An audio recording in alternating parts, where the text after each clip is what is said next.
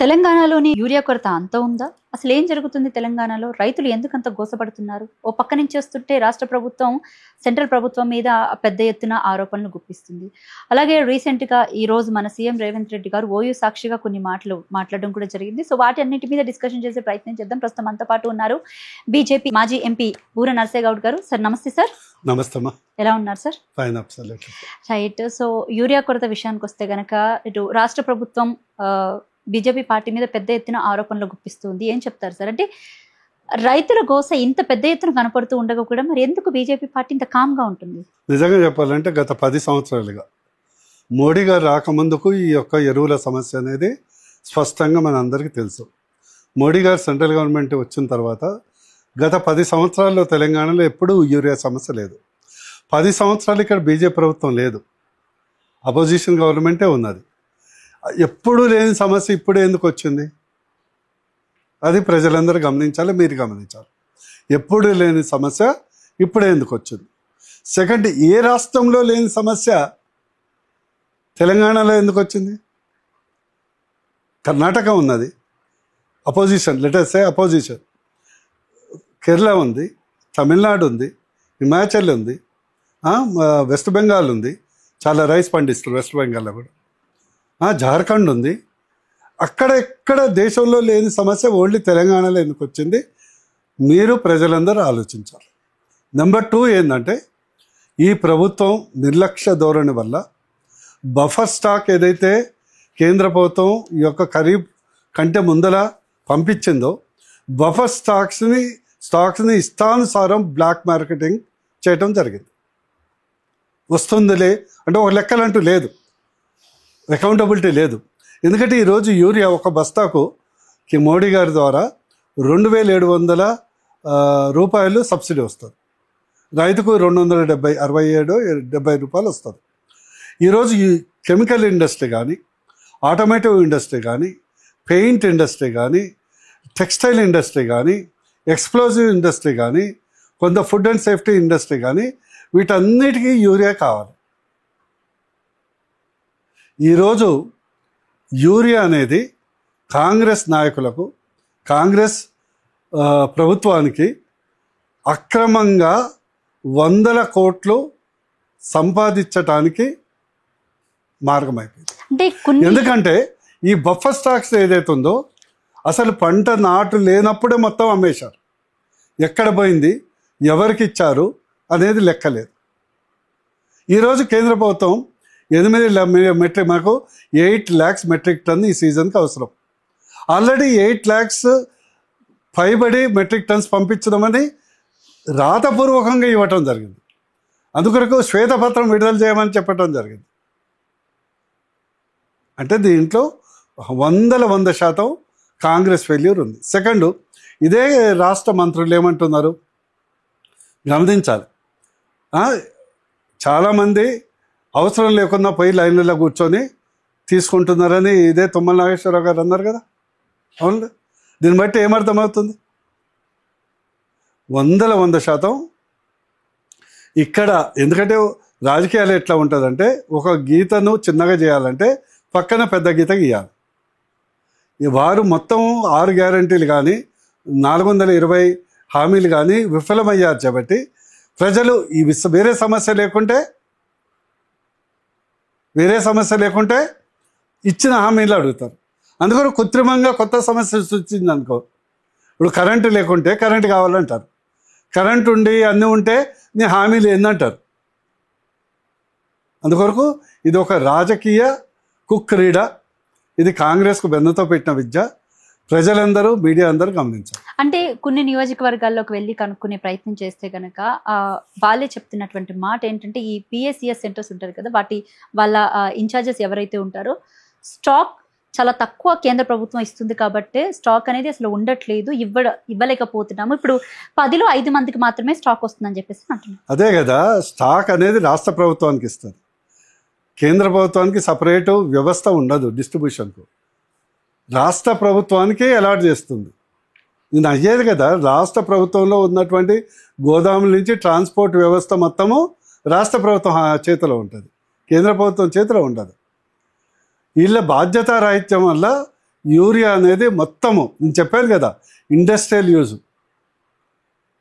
Chemical use, textile use, paints వేస్తారు కదా, paints, explosive, urea nitrate explosive. ఈరోజు ఇంకోటి చూసారా, ఇదే రాష్ట్ర ప్రభుత్వం కొందరు మంత్రులు మనకు బార్డర్ దగ్గర, తెలంగాణ బార్డర్ దగ్గర నాకబందీ చేయాలన్నారు. అంటే దాన్ని బట్టి అర్థమైంది, యూరియా ఫర్టిలైజర్ తరలింపు అవుతుంది వేరే రాష్ట్రాలకు. దాన్ని బట్టి అర్థమైంది రైతు అయితే తరలించుకోడు కదా. ఇది ఇంకోటి స్పష్టంగా ఏ రాష్ట్రంలో లేని సమస్య ఈ రాష్ట్రంలో ఎందుకుంటుంది? బీజేపీ అనేది ఖచ్చితంగా మోడీ గారు రాష్ట్రాలు అభివృద్ధి అవుతుంది, దేశం అభివృద్ధి అవుతుందని బాటం లేదు. ఎస్పెషల్లీ అగ్రికల్చర్ మీద ఈరోజు మోడీతో మన ట్రంప్తో కొట్లాడేది అదే సమస్య కదా. ఇది రైతుల్ని, చిన్న వ్యాపారస్తుల్ని, లేకుంటే ఎంఎస్ఎంఈ ఇండస్ట్రీని కాపాడాలనేదే కదా. మోడీ గారు కానీ, మా కిషన్ రెడ్డి గారు కానీ, బండి సంజయ్ కానీ, మా యొక్క బీజేపీ, మేము రైతులు బాగుండాలి, రైతులు మమ్మల్ని ఆదరించాలని కోరుకుంటాం. అందుకొరకు మీరు కూడా స్పష్టంగా 100% కాంగ్రెస్ ప్రభుత్వ ఫెయిల్యూర్కు ఇది నిదర్శనం. అంటే సార్ ఇక్కడ ఒకటి క్లారిటీ ఏంటంటే, మేము ఇచ్చామని బీజేపీ పార్టీ చెప్పుకుంటుంది, రాష్ట్ర ప్రభుత్వం బ్లాక్ లో అమ్ముకుందని చెప్పేసి మీరు ఆరోపిస్తున్నారు. వాళ్ళేమో అసలు కేంద్ర ప్రభుత్వం ఇవ్వలేదు అని చెప్పేసి ఇరు పార్టీలు ఒకరికొకరు మాట్లాడుకున్నారు తప్ప మధ్యలో రైతుల బాధల్ని ఎందుకు ఒక్క రాజకీయ ఇప్పుడు నేను అదే ప్రస్తావించలేదు. అందుకొరకే కదా ప్రజలకు నేను ఏమంటున్నా, ఇట్లాంటి కరప్ట్ గవర్నమెంట్ను ఎన్నుకోవటం వల్ల వచ్చేటువంటి ప్రభుత్వం సమస్యలు మీకు స్పష్టంగా చెప్తున్నా కదా. ఈ దేశంలో 9 ప్రభుత్వాలు బీజేపీ ఇతర ప్రభుత్వాలు ఉన్నాయి. ఎక్కడ లేని సమస్య కేవలం ఇక్కడ ఎందుకు వచ్చిందని ఒక ప్రశ్న వేసుకోండి. డిఎంకే కట్టడు బీజేపీ వ్యతిరేకం, ఈ లెఫ్ట్ కట్టడు వ్యతిరేకం, మనకంటే వైశాల్యం ఉన్నది. కేరళలో కూడా ఎక్కువ అధికంగా రైస్ పండిస్తారు. వాళ్ళు పండించేది రైస్, వేరే పంట కూడా పండదు అక్కడ. మరి అక్కడ లేదు కదా. అంటే ఒక్క ప్రశ్న వేస్తే జవాబు దొరకదు కదా. Total failure of administration. ఎక్కడ యూరియా వస్తుంది అందరూ దండుకోవటం, ఎక్కడ దొరికినంత అక్కడ దండుకోవటం తప్పితే అడ్మినిస్ట్రేటివ్ ఎఫిషియన్సీ జీరో. రైట్. ఇంకా రీసెంట్గా నిన్న కరీంనగర్ జిల్లాలోని మహేష్ కుమార్ గౌడ్ చేసినటువంటి కొన్ని వ్యాఖ్యలు ఏవైతే ఉన్నాయో పెద్ద దుమారం రేపుతున్నాయి. ఇటు బీజేపీ పార్టీలో ప్రధానంగా బండి సంజయ్ మీద ఆయన చేసినటువంటి ఆరోపణలు, ఓట్ చోరీ కేసుకి సంబంధించి ఏదైతే ఉందో, ఓట్ చోరీతోనే బీజేపీ పార్టీలో 8 మంది ఎంపీలు గెలిచారు. అలాగే బండి సంజయ్ దేశ్ముఖ్ అని చెప్పేసి ఇంకొక మాట మాట్లాడడం జరిగింది. 2 అంశాలు. రాహుల్ గాంధీ సావాస దోషం, మహేష్ గౌడ్ గారిది కూడా సావాస దోషం. రాహుల్ గాంధీ ఎట్లాగో ఆయనకు మైండ్ డిరేజ్డ్ అయిపోయింది, ఖరాబ్ అయిపోయింది, మొఖాల్లో కూడా లేదంటాడు. ఇప్పుడు మొత్తం ఎలక్షన్లో నమ్మకం లేకుండా మొత్తం ఎలక్షన్ల మీద నమ్మకం ఉండదు. ప్రత్యేకించి రాహుల్ గాంధీ ఎందుకు ఇక్కడ రావట్లేడు ఇక్కడ అంటే నెక్స్ట్ వచ్చే క్వశ్చన్ ఏంటంటే, అదే ప్రజాస్వామ్య పద్ధతిలో అదే ఎలక్షన్ కమిషన్ ఆఫ్ ఇండియా పెట్టిన ఎన్నికలో 8 ఎంపీలు గెలిచారు కదా. అంటే వాళ్ళు రాజీనామా చేయాలి కదా. ప్రభుత్వం కూడా రేవంత్ రెడ్డి గారి ప్రభుత్వం కూడా అదే ఎన్నికల ద్వారా కదా. ఈ యొక్క ఎన్నికల ప్రక్రియ రాంగ్ అయినప్పుడు ఫస్ట్ రాష్ట్ర ప్రభుత్వం రాజీనామా చేయాలి, దెన్ మోరల్ రైట్ ఉంటుంది. ఇంకోటి ఏంటంటే, మహేష్ గౌడ్ గారు నేను అనుకోవటం ఏంటంటే, ఏదో రాజకీయ నాటకం నడుస్తుంది, ఏదో నడుస్తుందని నాకు అనిపిస్తుంది. అంటే బండి సంజయ్ ఇప్పుడు ఎప్పుడైనా కూడా ఓ పెద్ద లీడర్ని క్రిటిసైజ్ చేస్తే కదా హైలైట్ అయ్యేది. అంటే దేశ్ముఖ్ అని వ్యాఖ్యానించడం, దేశభక్తులు అనపోయి దేశముక్త దేశభక్తుడని అనపోయి దేశముక్త అనుకున్నాడు. ఓకే, దేశభక్తుడు డెఫినెట్లీ, అందులో డౌటే ఉంది. బీజేపీలో ఉన్నోళ్ళు దేశభక్తులు, బండి సంజయ్ అంతకంటే దేశభక్తుడు. మేము లాగా దేశ ద్రోహులం కాదు కదా, రాహుల్ గాంధీ లాగా. అవర్స్ ఈస్ నాట్ ఏ దేశద్రోహుల పార్టీ కాదు. మరంతా దేశం first, party next, person last. Second ఏంటంటే, నాకు ఎక్కడో అనిపిస్తుంది, ఎక్కడో బిహైండ్ రేవంత్ రెడ్డి వెనకాల ఒక రాజకీయ చట్టం నడుస్తుంది. ఎందుకంటే ఈ యొక్క సాక్షాత్తు మీనాక్షి నటరాజన్ గారు వీళ్ళందరూ ప్రజాక్షేత్రంలో తిరగటం, బీజేపీని మేము గట్టిగా మాట్లాడుతున్నాము బీజేపీకి వ్యతిరేకంగా అని చెప్పటము, ఏదో సీఎం రేవంత్ రెడ్డి గారు 52 సార్లు ఇవాళ ఢిల్లీకి వెళ్ళడం తీర్థయాత్ర చేయటం, ఇవన్నీ చూస్తే ఏంటంటే ఎక్కడో కుర్చీని మార్చే ప్రయత్నం జరుగుతుందేమని నాకు అనిపిస్తుంది. హైలైట్ కావటానికి చేసే ప్రయత్నమే. అంటే బీజేపీ పార్టీ నేతలకి కానీ లేకపోతే బీజేపీ పార్టీ ముఖ్య నేతలు ఎవరైతే ఉన్నారో వాళ్ళకి ఓట్ల టైంలోనే దేవుళ్ళు గుర్తొస్తారు, దేవుళ్ళ పేరు చెప్పి ఓట్లు అడుక్కుంటారు. ఇగో చూడమ్మా, బీజేపీ 100% దేవుళ్ళ పక్షాన్ని నిలబడుతుంది, హిందూ దేవుళ్ళ పక్షాన్ని నిలబడుతుంది. బీజేపీ దయ్యాల పట్ల నిలబడదు. నెంబర్ వన్ రాసుకోండి. శైతాన్ల పట్ల బీజేపీ నిలబడదు, హిందూ దేవతల పట్ల ఉంటుంది. ఈరోజు బీజేపీ పవర్లో రాబట్టే ఈరోజు రామ మందిర నిర్మాణం అయింది, కాశీ విశ్వనాథ్ కారిడార్ అయింది, మహాకాల్ కారిడార్ అయింది, కేదార్నాథ్ టెంపుల్ అయింది, సోమనాథ్ టెంపుల్ అయింది, దుబాయ్లో టెంపుల్ అయింది, యూరోప్లో టెంపుల్స్ అవుతున్నాయి. ఎస్, బీజేపీ ధర్మో రక్షిత అనేదాన్ని బీజేపీ పాటిస్తుంది. వీళ్ళందరూ దయ్యాలను, ఎవరు సైతాన్లు ఎవరైతే హిందూ దేవుళ్ళు కారో, ఎవరైతే కాంగ్రెస్ నాయకులు ఆరాధించే దేవుళ్ళు ఉంటారో వాళ్ళు సైతాన్లు. అంటే మరి దేవుడి పేరు చెప్పి ఓట్లు అడుక్కోవడం అనే మాటని మీరు ఎలా చూస్తారు? ఓట్లు అడుక్కోవడం అనే మాటని ఎలా చూస్తారు? మళ్ళీ చెప్తున్నా, దేవుడు పక్షాన నిలబడటానికి, దేవుణ్ణి రక్షించటానికి, హిందూ సంస్కృతి రక్షించడానికి ఇదంతా ఓకే సార్. ఓట్లు అడుక్కోవడం అనే మాట మీరు ఎలా చూస్తారు? అవునమ్మా, పవర్ అనేది పవర్ ఉన్నప్పుడే కదా. ఈరోజు మోడీ గారి పవర్ లేకుంటే రామ మందిర నిర్మాణం అయ్యేదా? మోడీ గారి పవర్ లేకుంటే త్రిపుల్ తలాక్ రద్దు అయ్యేదా? మోడీ గారు పవర్లో లేకుంటే ఆర్టికల్ 370 రద్దు అయ్యేదా? మోడీ గారి పవర్లో లేకుంటే 370 ఈ మన మహాకాల్ కారిడార్ నిర్మాణం అయ్యేదా? లేకుంటే మోడీ గారి పవర్ లేకుంటే వారణాసి అద్భుతమైన కాశీ విశ్వనాథ్ కారిడార్ అద్భుతంగా డెవలప్ అయ్యేదా? మోడీగా దేవుళ్ళ పేరు చెప్పి కాదు, దేవుళ్ళను సంరక్షించటానికి డెఫినెట్లీ అడుగుతారు. పవర్ ఉంటేనే కదా. దేవుణ్ణి కూడా రక్షించాలంటే, గుళ్ళను రక్షించాలంటే. బీజేపీ పార్టీ హిందూ పార్టీయా సార్? హిందువుల పార్టీయేనా? అంటే బీజేపీ పార్టీ ఇంకా వేరే వర్గానికి ఎవరికి చెందింది? బీజేపీ సబ్కే సాత్, సబ్కా వికాస్, సబ్కా విశ్వాస్, సబ్కా ప్రయాస్, అన్ని వర్గాల్ని, అన్ని మతాల్ని, హిందూ అనేవాడు ప్రపంచంలో కేవలం హిందూనే సెక్యులర్. హిందూ ఒక్కడే అన్ని మతాలు సమానం అంటాడు. ఈ పదం హిందూ మతం కాకుండా ఇదే వేరే మతస్థుల దగ్గరికి వెళ్ళి అన్ని మతాలు సమాధానం అని నువ్వు ఒక స్టేట్మెంట్ మత గురువుల నుంచిదే. నా మతమే గొప్పది, ఇతర మతాలు చిన్నని అంటారు కదా. హిందూ అంటేనే సెక్యులర్. హిందూ కానోడు సెక్యులర్ ప్రపంచంలో ఏ మతస్థుడు కాదు. ఫర్ ఎగ్జాంపుల్, హిందువులు ఎవరిని వేరే మతస్థులు కాఫీర్ అనము కదా, ఇన్ఫిడెల్ అనము కదా. రైట్. అయితే ఇంకొక విషయానికి వస్తాను. రీసెంట్ గా హైదరాబాద్ లో మార్వోడీస్ గో బ్యాక్ అనే నినాదం చాలా పెద్ద ఎత్తున జరుగుతుంది.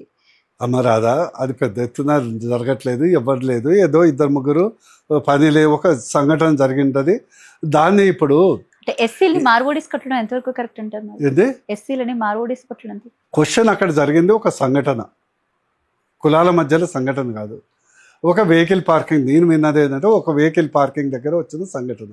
ఆడ మార్వాడి కానీ ఇతర కులాలని కొట్టుకున్నది కాదు. వాళ్ళిద్దరూ కూర్చొని మాట్లాడుకొని ఇద్దరు ఒకరికొకరు క్షమాపణ చెప్పుకొని దయచేసి ఈ యొక్క సంఘటనని ఒక రాజకీయ మలుపు తిప్పొద్దు, ఉపయోగించుకోవద్దని వాళ్ళు స్టేట్మెంట్ కూడా ఇచ్చిన. బీజేపీ పార్టీ స్టాండ్ తీసుకుంది కదా మరి మార్వాడీస్ మీద.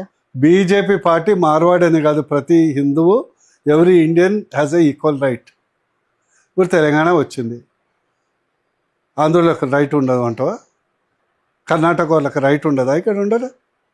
ఈక్వల్ రైట్స్ ఉంటాయి. రాష్ట్రం మనకు స్వయం పరిపాలన కావాలనుకుందాం అంతవరకు. ఇప్పుడు ప్రాపర్టీ ఉంది, పక్కనే ఇంకోలో ఉంటుంది, ఆ ప్రాపర్టీ నీ తెలంగాణని నాకు అని వస్తుందా?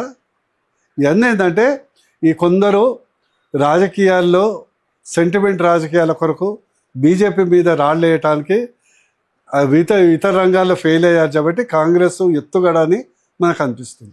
రైట్. ఇంకా 52వ సీఎం రేవంత్ రెడ్డి ఢిల్లీకి వెళ్ళడాన్ని ఎలా చూస్తారంటే ప్రధానంగా ఆయన వెళ్తున్నటువంటి నేపథ్యం కూడా ఏంటంటే మన బీసీ రిజర్వేషన్స్ మీద మరొకసారి చర్చిద్దామని, అలాగే పార్టీ ఫిరాయింపు ఎమ్మెల్యేల మీద కూడా ఒక సలహా తీసుకుందామని చెప్పేసి అని మీడియా సర్కిల్లో గట్టిగా వినిపిస్తున్నటువంటి మాట. ఏం చెప్తారు సార్?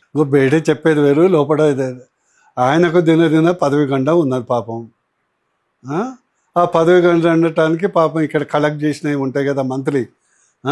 ఇదివరకు మంత్లీ పోతే మంత్లీ ఇది చేయాల్సి ఉండే, ఇప్పుడు వీక్లీ పెట్టినట్టుంది. అందుకొరకు ఇది 11 రోజులకు ఒకసారి పోతున్నాడు యావరేజ్గా. అంటే ఇక వీక్లీ పోయి ఒక సూట్ కేసులు మూటలు గిట్లా సమర్పించి వస్తారు. బీహార్ ఎలక్షన్స్ ఉన్నాయి కదా, దానికి సంబంధించినటువంటి ఇక్కడ పర్ స్క్వేర్ ఫీటు 75 రూపీసు, ఈ మిగతా కలెక్షన్లు అవన్నీ లెక్క చెప్పేసి చేయటానికి వస్తున్నారు. ఇవన్నీ మీరు బయట చూసే ఈ ఎమ్మెల్యే రిజర్వేషన్లు, బీసీ రిజర్వేషన్లు ఇవన్నీ సొల్లు కబుర్లమ్మా. కేవలం అకౌంట్స్ సెటిల్మెంట్కి వెళ్తున్నాడు, అంత మించి ఏం లేదు. పాపం ఆయనకు వచ్చిన కష్టాలు ఏ సీఎంకు ఇంతవరకు రాలే. రైట్. ఇంకా బీసీ రిజర్వేషన్ విషయానికి వస్తే ఏం చెప్తారు? 42% రిజర్వేషన్స్ మీద ఆర్డినెన్స్ తీసుకొచ్చారు. అలాగే దాంట్లో 10% మైనారిటీస్కి కేటాయిస్తున్నాము, మిగతా 32% బీసీలకు అని చెప్పేసి మాట్లాడడం జరిగింది. ఒక అడుగు ముందుకేసి పాపం ఢిల్లీలో పెద్ద ఎత్తున ధర్నా కూడా చేశారు వాళ్ళు. ఎక్కడ కేంద్ర ప్రభుత్వం స్పందించలేదు. రాదా నేనేమంటున్నా, వేమన గారు కాంగ్రెస్ గురించి ఒక పద్యం రాశాడు. చిత్తశుద్ధి లేని శివ పూజలేలా, బాండశుద్ధి లేని పాకమేలా, చిత్తశుద్ధి లేని పథకాలేలా, పాలసీలేందా, విశ్వదాభిరామ వినరా కాంగ్రెస్ నాయకులారా అని. అర్థమైందా? అందుకొరకు ఒకటి నెంబర్ 1, నిజంగా బీసీలకు చేయాలంటే ముస్లిమ్స్తో జత కట్టొద్దు నెంబర్ 1. ఎందుకంటే బీజేపీ స్పష్టంగా యాజ్ ఎ బీజేపీ గవర్నమెంట్ ఉంది, ఎన్డీఏ గవర్నమెంట్ ఉంది, పాలసీ ప్రకారము మతపరమైనటువంటి రిజర్వేషన్లకు వ్యతిరేకమని ఇప్పుడు కాదు ఎప్పుడు చెప్తుంది కదా. అలాంటప్పుడు ఏంటి, ఎట్లా ఉందంటే కాంగ్రెస్ పార్టీ నెక్క కొంగని ఇంటికి విందుకు పిలిచి పళ్ళెంలో పాయసం వడ్డించినట్లు ఉండదు. అది కొంగకు ముక్కు పొడుక్కుంటుంది, అది పళ్ళెంలో పాయసం తాగలేదు, చూసి ఆనందించాలి.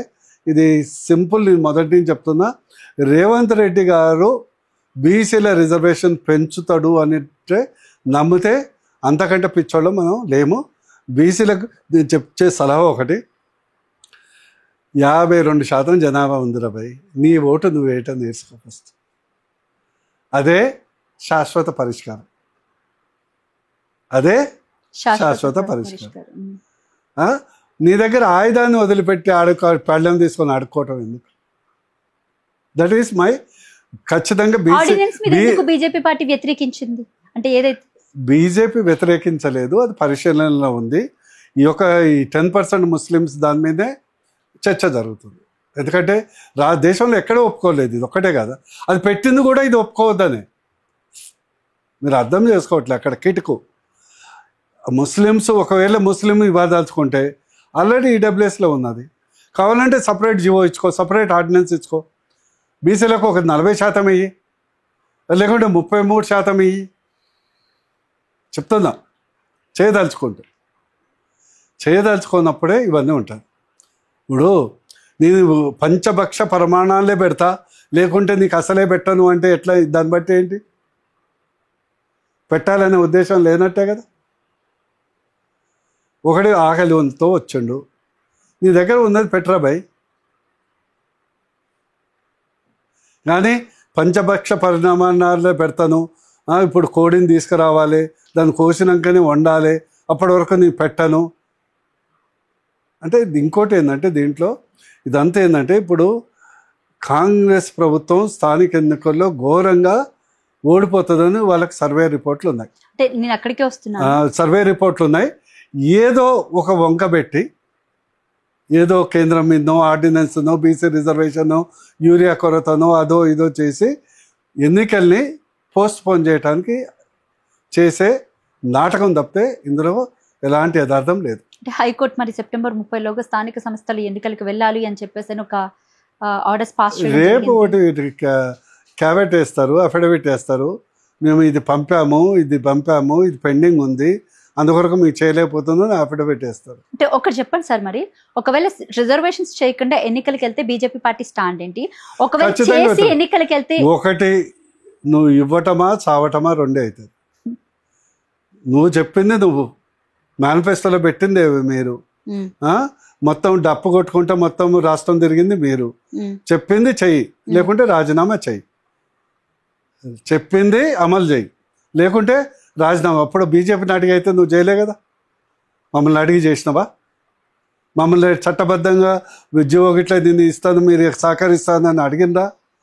అప్పుడు ఏమన్నా దాంట్లో 42%లో 10% ముస్లిమ్స్ కూడా పెడతామని నువ్వు చెప్పినవా? చెప్పలే కదా, నీ బాధ్యత కదా. ప్రామిస్ చేసింది నువ్వు, ఎన్నికైంది నువ్వు, రాజభోగాలు అనుభవిస్తుంది నువ్వు, అమలు చేయాల్సింది నువ్వు, అమలు చేయాల్సిందే, లేకుంటే రాజీనామా చేయాలి. అంటే కేంద్ర ప్రభుత్వం ఆమోదం తెలపడం లేదు కాబట్టి ఇది వెనక్కిపోతుంది, కావాలని చేస్తున్నారన్న మళ్ళా మొదటే వస్తామా రాముడంతా. నేనేమంటున్నా, 10% బీజేపీ ఇప్పుడు కాదు, ఎప్పుడైనా ఏ రాష్ట్రానికైనా బీజేపీ రాష్ట్రం పంపినా కూడా దాన్ని ఆమోదించదు.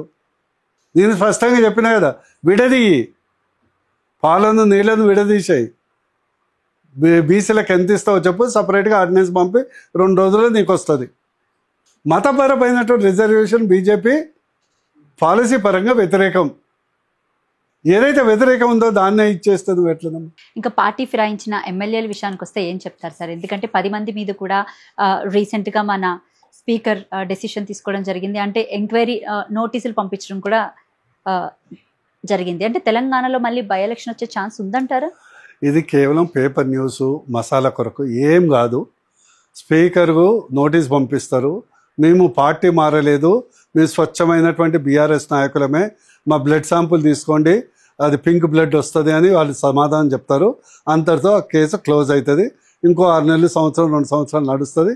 ఈ లోపల ఎన్నికలు వస్తాయి. అది ఏం జరిగేది లేదు. జూబ్లీ హిల్స్ బై ఎలక్షన్ మీద ఎందుకు బీజేపీ పార్టీ ఇప్పటి వరకు ఏ స్టాండ్ తీసుకోలేకపోయింది? అంటే ఏం మాట్లాడట్లేదు ఎందుకని? అరే మేము మాట్లాడుకుంటూ పని చేస్తాం కదా, ఎప్పుడు మాటలు ఉంటే మాట్లాడు, ఎందుకు పని చేస్తూనే నడుస్తుంది. Why do you think that it's not working? Right. ఈరోజు ఉస్మానియా యూనివర్సిటీకి మన సీఎం రేవంత్ రెడ్డి గారు వెళ్ళడం జరిగింది. అంటే 20 ఏళ్లలో ఇప్పటి వరకు కూడా ఏ సీఎం ఉస్మానియా యూనివర్సిటీకి వెళ్ళలేదు. ఫర్ ద ఫస్ట్ టైం నేనే వచ్చానని చెప్పేసి ఒక మాట మాట్లాడడం జరిగింది ఆయన. అలాగే ఆయన ఉస్మానియా యూనివర్సిటీకి వెళ్ళే క్రమంలో ఉస్మానియా యూనివర్సిటీ చుట్టూ కూడా కంచెలు వేయించారు.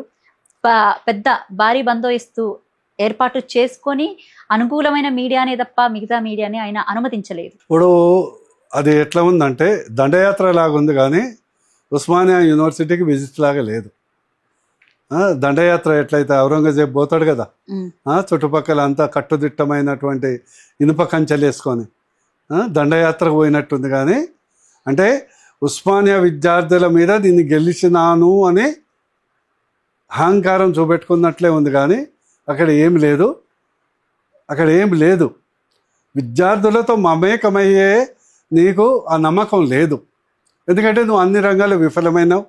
విద్యాశాఖకు సంబంధించి నిరుద్యోగం దాంట్లో విఫలమైనావు, నిరుద్యోగ భృతి విఫలమైనావు,